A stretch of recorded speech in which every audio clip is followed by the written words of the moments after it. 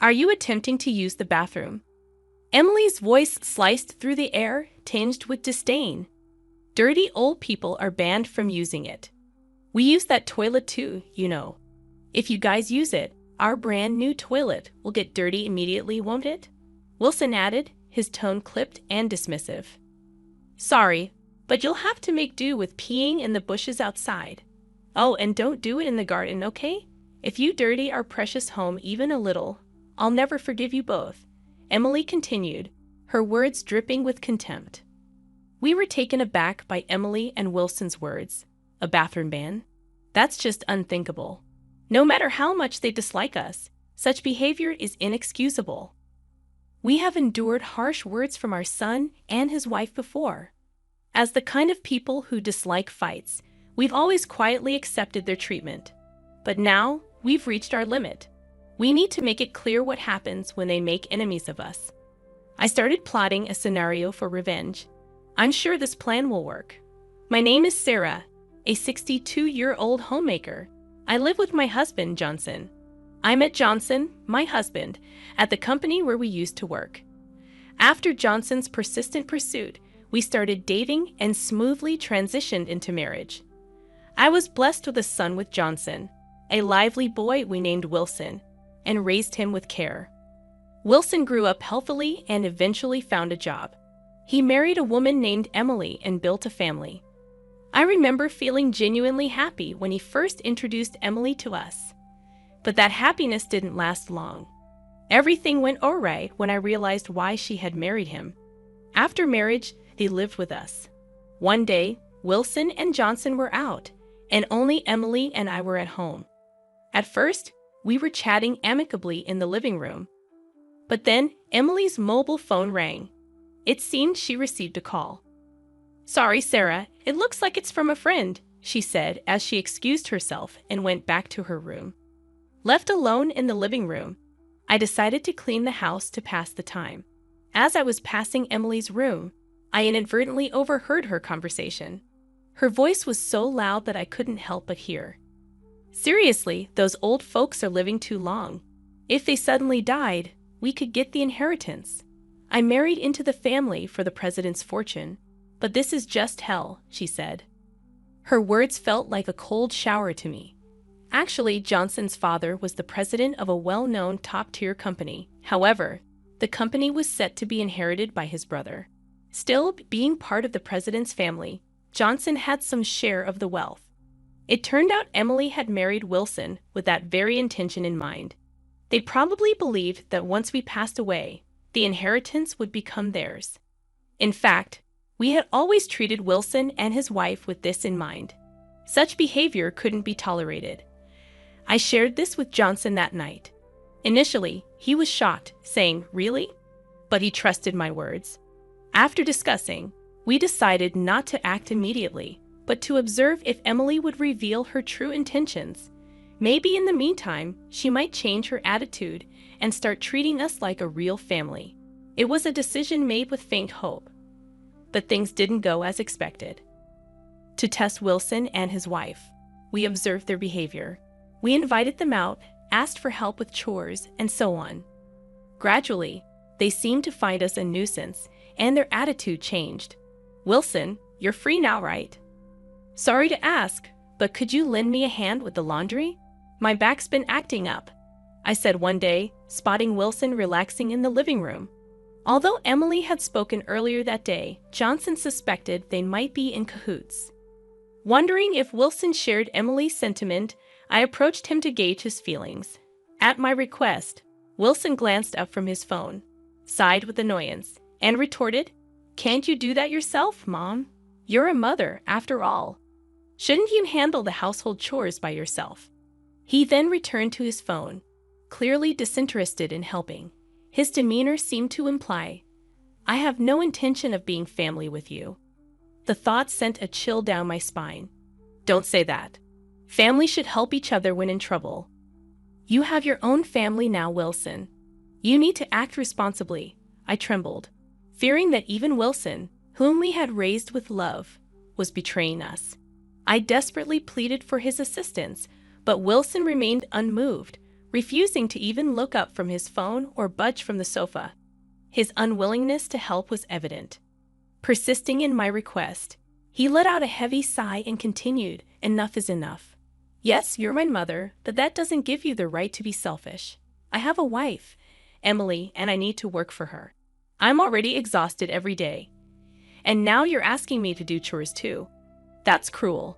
Don't ask us to do such things anymore. We are essentially strangers." His words pierced deeply into my heart, confirming my fears. Both Wilson and Emily seemed to be eyeing Johnson's inheritance, indifferent to us as long as they received it. This betrayal from family deeply wounded me, yet we couldn't foresee something even worse. I immediately informed Johnson about Wilson's possible intent for the inheritance, a notion he seemed already convinced of. I nodded in agreement, acknowledging the distortion that had seeped into our family dynamics. Wilson and his wife had made the decision to move out, and when they broached the topic, a sense of relief washed over us. Living with them had become unbearable, and sharing the same roof had become distressing. They expressed their desire to reside in a new single-family home, a venture that required a considerable amount of financial resources. To expedite their relocation, we decided to extend financial assistance. "Dad, Mom, thanks," they expressed gratitude, but beneath their words lay an underlying meaning that tempered our joy. As the construction of their new house concluded, the day of their departure arrived. Packing their belongings, they bid farewell to our home. A week later, we visited their new abode with a housewarming gift, a gesture tinged with reluctance on my part. Recalling my father-in-law's teachings on maintaining decorum, I resolved to endure the visit. "Nice house, isn't it?" "Smells like new construction," I remarked, attempting to mask my discomfort. Their home surpassed our expectations in its beauty, a testament to the investment poured into it. As we exchanged pleasantries in the living room, an urge to use the restroom overcame me. "Where's the bathroom? May I use it?" I inquired innocently. Their response was astonishing. "Wait, are you trying to use the bathroom?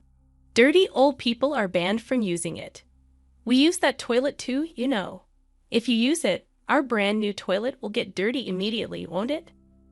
Wilson's words stung, followed by his wife's admonition to make do with outdoor options, lest we soil their precious home. Their callousness left me reeling. Despite their disdain, they were once family, but in that moment, they seemed like strangers devoid of familial affection. It was then that I resolved to seek revenge, to bring them to ruin. Exchanging glances with Johnson, who mirrored my shock, it became clear that we were not wanted there. Having fulfilled our obligation with the housewarming gift, there was no reason to prolong our stay. If they were determined to treat us with such disdain, then our presence was indeed a burden. It was time to depart, to leave behind a household that no longer welcomed us. I had expected an unwelcoming atmosphere, but being told we were banned from using the toilet and directed to the bushes was a blow too harsh to bear. "Yeah, leave right now. We don't want this house getting old and musty because of some old people. Don't stay any longer than necessary." Wilson's words echoed with disdain, stripping away the familial bond I once cherished. I'd grapple with these conflicting emotions later. For now, the priority was to depart. "Don't come over unless absolutely necessary. We've got your gift, so you're of no use to us now. Maybe see you at the baby shower, but that's it." Emily's demand for our departure was laced with greed, a stark contrast to her insistence on receiving gifts despite wanting us gone. Though giving them gifts felt burdensome, we possessed the means to keep the peace, and I reluctantly accepted. "Then let's sever ties. If you despise us so much, it must be hard to continue as a family, right?" I proposed, eager to distance ourselves from their toxicity. Emily readily agreed, perhaps unaware of the consequences. Gathering our belongings, we left Wilson's house, their lack of farewell signaling the beginning of our retaliation. Back home, I shared our revenge plan with Johnson, who found it intriguing and joined in wholeheartedly. As spouses, we had become mirrors of each other, united in our pursuit of retribution. We busied ourselves with preparations, eagerly anticipating the moment they would face the consequences of their actions. About a week passed, our lives calm and undisturbed by Wilson and his wife. However, I sensed a disruption looming on the horizon, and sure enough, the phone rang. Johnson and I exchanged knowing glances as I answered, putting Wilson on speaker. "Hello, Wilson. What's up? Did something happen?" I inquired, surprised by his casual tone despite the recent altercation. Wilson sounded cornered and desperate, his words disjointed as he pleaded for assistance. It was clear something had gone awry, and while I couldn't comprehend the specifics, I was ready to navigate the fallout. I had meticulously orchestrated this revenge, anticipating the repercussions Wilson might face. When he accused us of wrongdoing, demanding an explanation, I was at a loss since I was unaware of the specifics of his accusations. Encouraging him to elucidate, Wilson began his story in an angry tone. The trouble started when he went to work after the incident. While working, Wilson noticed an unusual change in the way his colleagues treated him. Their looks were unusually cold. Unable to bear this perception, Wilson, who often concerned himself with others' opinions, left work early that day. Hoping it was just his imagination, he returned the next day, only to find the cold stares persisting. Confronting a colleague about it, all he received was a cryptic response. Ask yourself. His plight extended beyond his department. It seemed everyone in the company, from high-ranking superiors to colleagues in other departments, regarded him with disdain. Wilson felt as if every employee he encountered held him in contempt, despite his best efforts to understand the reason behind the cold treatment.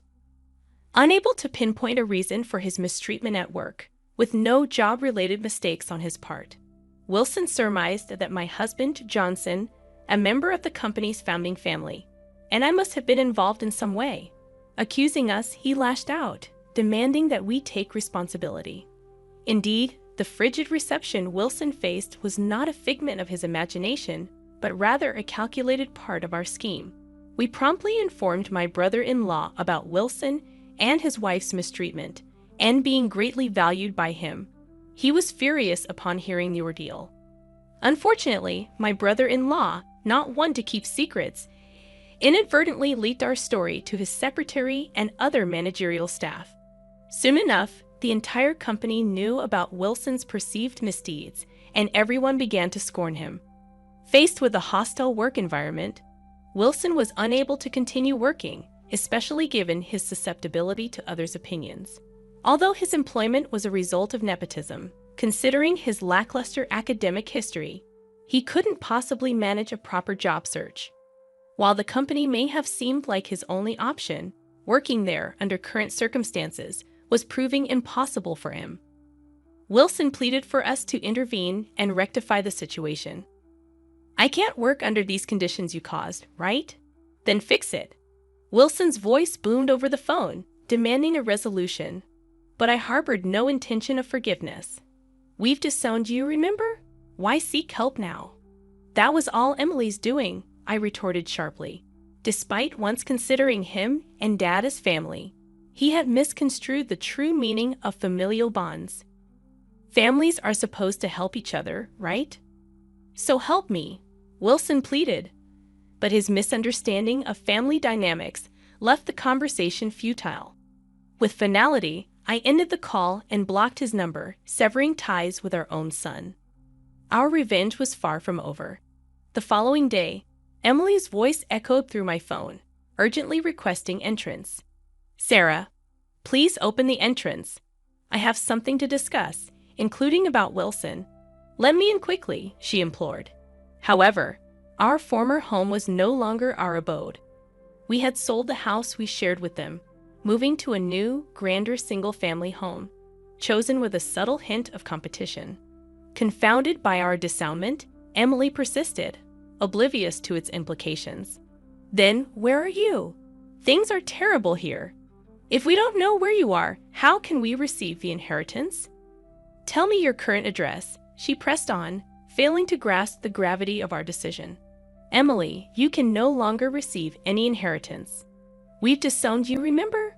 We're no longer family." Why would we give an inheritance to someone who's not family? I explained patiently, astonished by her lack of comprehension. Her response was startling. I didn't know that's a real problem. If we can't get the inheritance, let's forget about the dissoundment, okay? We're still family, right?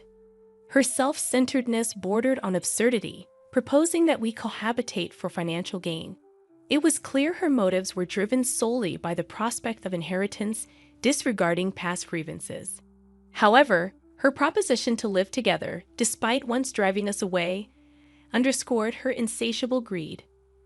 Restarting life with them was out of the question, as their intentions remained tainted by selfish desires. I pondered whether Emily truly comprehended the gravity of our dissoundment. Could she not grasp such a fundamental concept? Sorry, but we'll have to decline. From now on, please don't contact us. We've disowned you, so we're no longer family, and non-family members won't inherit anything. Please understand and give up, I asserted firmly. However, Emily persisted, pleading for forgiveness, clinging to a glimmer of hope. Yet my decision, and likely Johnson's as well, remained resolute. I ended the call with finality and promptly blocked her number, ensuring she couldn't reach us again. With that, we had completed the dissoundment, severing ties cleanly and definitively. A sense of relief washed over us, lifting the weight of an unpleasant connection. Subsequently, I heard through acquaintances and my brother-in-law that Wilson and Emily's relationship deteriorated rapidly. They engaged in incessant fights over inheritance and employment, ultimately leading to a divorce. Amid bitter arguments over alimony and property division, they resorted to legal proceedings.